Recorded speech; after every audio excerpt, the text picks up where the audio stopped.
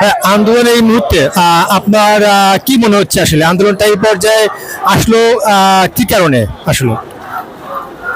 আন্দোলন এই পর্যায়ে আসার একটা কারণ হলো, মানে প্রথম থেকে এটার কোনো যৌক্তিক সমাধান সরকারের পক্ষ থেকে আসে নাই। প্রথমত, স্টুডেন্টরা যখন সাধারণভাবে সরকারের কাছে দাবি জানাতে চাচ্ছিল, সরকার এই ব্যাপারটাকে কটূক্তি করেছে। তারা স্টুডেন্টের সেন্টিমেন্টকে সম্মান না করে তারা রাজাকার বলে মানে আখ্যা দিয়েছে। সেটা সরকার ঠিক আছে ক্যাজুয়ালিও তর্কের সাথে মেনে নিলাম যে ক্যাজুয়ালি বলতে সরাসরি রাজাকার বলে নাই, কিন্তু এখান থেকে একটা জিনিস স্পষ্ট যে সরকার প্রথম থেকে স্টুডেন্টের সেন্টিমেন্টকে সম্মান দেয় নাই। সবচেয়ে ইম্পর্টেন্ট ব্যাপার হলো সেটা, সরকার রাজাকার বলুক বা না বলুক তারা স্টুডেন্টের সেন্টিমেন্টকে সম্মান করে নাই। অ্যান্ড ব্যাপারটা যখন ভায়োলেন্সের দিকে চলে গিয়েছে, অনেকজন মানুষ যখন খুন হয়েছে, অ্যান্ড সারা বিশ্ব জানে ছাত্রলীগের হামলার পর তারা যখন স্বাগত জানাতে